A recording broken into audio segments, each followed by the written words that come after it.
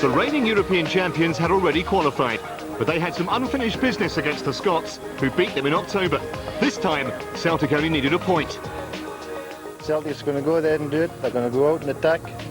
They're not going to go for the draw. They're going to get the point that they need. It's in our hands. We've got to do it, and we can do it. Very confident. Up the hoops.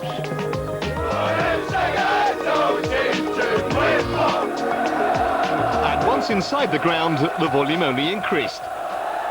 There's so much at stake for Celtic, you wouldn't put it past them to do it, but there's not many teams come to the San Siro against AC Milan and win.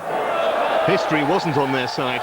In 7 previous attempts, they'd never won on Italian soil and hadn't kept a clean sheet away for over a year. Plus, they were facing one of the world's greatest players. The Brazilian Kaká showed off his Ballon d'Or to the admiring San Siro faithful.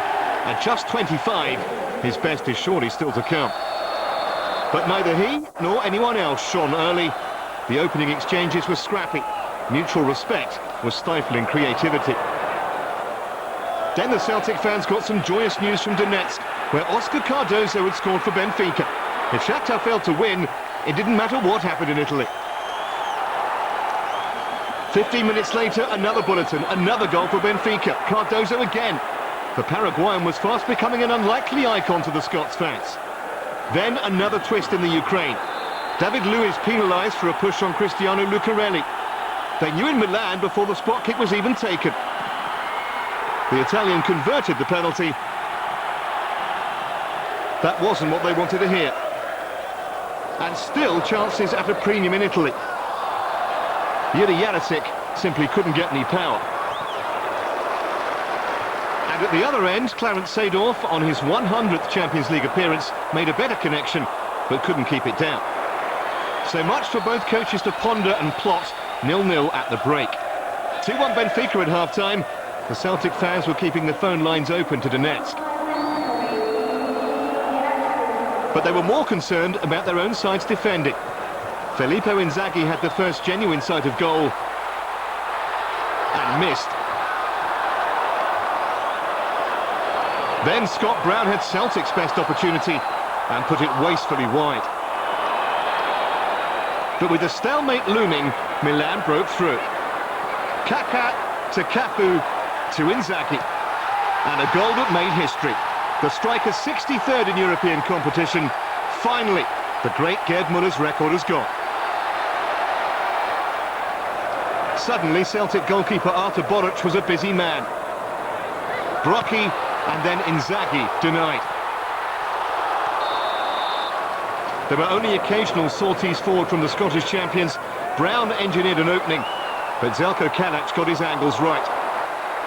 Ancelotti knew his team were nearly home, and in the dying minutes in Donetsk, Shakhtar almost equalised. And as long as Benfica led, the Scots fans knew they were safe. One final chance for Brockie to double the advantage, but Boruc stood firm. And rarely can a defeat have been greeted so warmly, because Benfica had held on against Shakhtar. Milan confirmed as group winners for the 6th straight season, but Celtic through with them. Gordon Strachan's men had defied the odds again. Last year was the first time Celtic won the last 16, and then we do it again this year. And in a heck of a group.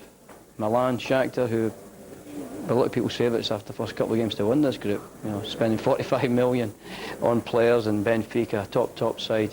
And to go through in that group again is an amazing achievement for the players. I'm happy. I really wanted to be able to celebrate the goal, above all in front of my own fans. Having done it, I'd like to thank all the clubs I've been at, all my teammates, because without them, I couldn't have had this success.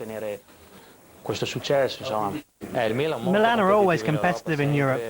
We're very together, and that counts a lot in the Champions League, as does having players who make it count at the decisive moment.